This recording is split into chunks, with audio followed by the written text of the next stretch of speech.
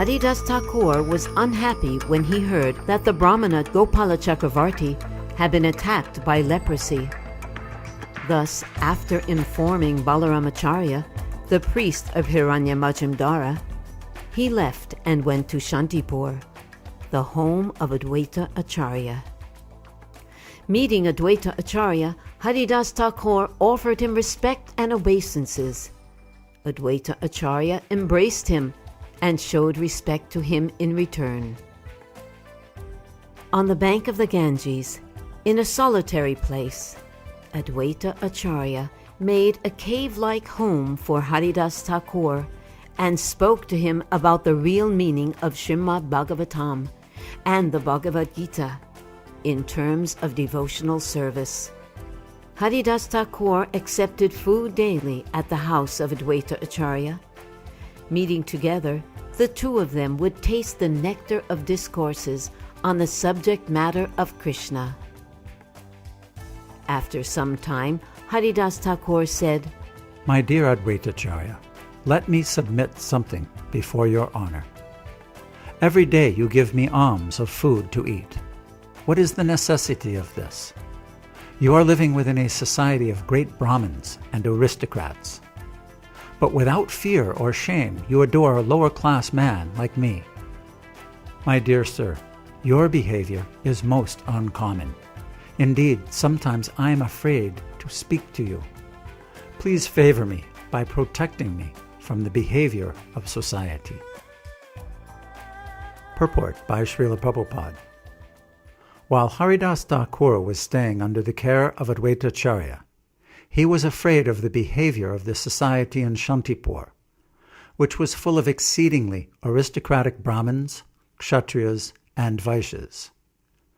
Haridas Thakur was born in a Muslim family and was later recognized as a great Vaishnav. But nevertheless, the Brahmins were very critical of him. Thus, Haridas Thakur was afraid that Advaita Acharya would be put into some difficulty because of his familiarity with Haridas Thakur. Srila Advaita Acharya treated Haridas Thakur as a most elevated Vaishnav. But others, like Ramachandra Khan, were envious of Haridas Thakur. Of course, we have to follow in the footsteps of Advaita Acharya, not caring for the people like Ramachandra Khan.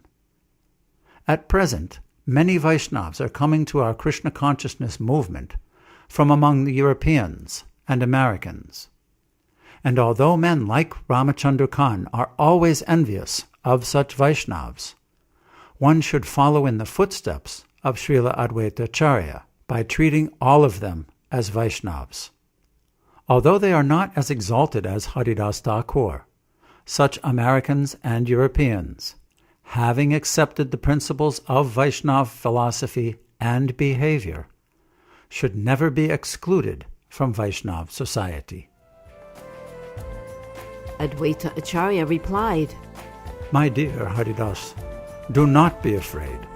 I shall behave strictly according to the principles of the revealed scriptures." Purport by Srila Prabhupada. Srila Advaita Acharya was not afraid of the strict Brahminical culture and customs of society. As stated in the Shastric injunctions, which are the true medium of evidence or proof, anyone can go back to Godhead, even if born in a low family. Krishna says in the Bhagavad Gita 9:32, "Mam hi partha vyapashritya ye pisu papayonaya striyo vaishas tatha sudras tepi yanti param gatim." O son of Pritha, those who take shelter in me, though they be of lower birth, women, Vaishyas, and Sudras, can attain the supreme destination.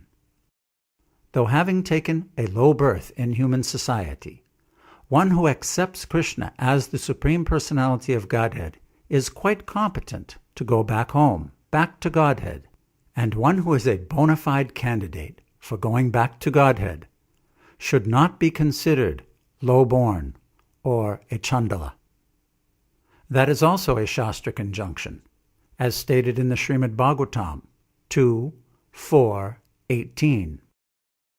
Kirata hunandra pulinda pulkasha, abhira shumba yavana kasadaya, yanye chapapa yarapasraya sraya, sudyanti tasmai prabhavishnave namaha. Not only the Yavanas and Kasadaya, but even those born in still lower families can be purified by the grace of a devotee of Lord Krishna. For Krishna empowers such devotees to perform this purification. Advaitacharya had confidence in the Shastric evidence and did not care about social customs. The Krishna consciousness movement, therefore, is a cultural movement that does not care about the local social conventions. Following in the footsteps of Sri Chaitanya Mahaprabhu and Advaitacharya, we can accept a devotee from any part of the world and recognize him as a Brahmin as soon as he is qualified, due to following the principles of Vaishnava behavior. Feeding you is equal to feeding 10 million Brahmins. Advaita Acharya said.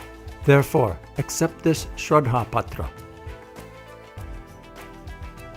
Purport by Srila Prabhupada. Shraddha is prasadam, offered to the forefathers at a certain date of the year or month. The Shraddha Patra, or plate offered to the forefathers, is then offered to the best of the Brahmins in society. Instead of offering the Shraddha Patra to any other Brahmin, Advaitacharya offered it to Haridas Thakur, considering him greater than any of the foremost Brahmins. This act by Srila Advaitacharya proves that Haridas Thakur was always situated in a transcendental position, and was therefore always greater than even the most exalted Brahmin, for he was situated above the mode of goodness of the material world. Advaita Prabhu happened to be at that time the president of the Brahmana society, very learned scholar and Vaishnava, and he was entrusted to be the president of Brahmana society in Shantipur. So, when he performed ritualistic ceremony after the death of his father, funeral ceremony, he offered the first prasadam to Haridas Thakur. So Haridas Thakur was little shy accepting that Advaita Prabhu, you have exalted me in so many ways, but you, because according to the Smarta Vidhan, when one is performing the funeral ceremony of his father, the first portion would be offered to the best of the Brahmins. So it was offered to Haridas Thakur. So Haridas Thakur felt little shyness that Advaita Prabhu, you love me, that is all right, but you are doing all these things, you may be socially ostracized. So Advaita Prabhu said, no, by feeding you, I am feeding 1 crore of best Brahmins. And let any Brahmana come to me, I shall convince him. That was his statement. So, this Krishna consciousness movement is so nice that we can accept anyone. It doesn't matter where from he is coming, and make him a pure Vaishnava. Advaita Acharya was always absorbed in thoughts of how to deliver the fallen souls of the entire world. The entire world is full of non-devotees. He thought, how will they be delivered? Determined to deliver all the fallen souls, Advaita Acharya decided to cause Krishna to descend. With his vow, he began to offer Ganges water and tulsi leaves to worship the Lord. Similarly, Haridas Thakur chanted in his cave on the bank of the Ganges with the intention of causing Krishna's descent. Because of the devotional service of these two persons, Lord Sri Chaitanya Mahaprabhu descended as an incarnation Thus he preached the holy name of the Lord and ecstatic love of Krishna to deliver the entire world.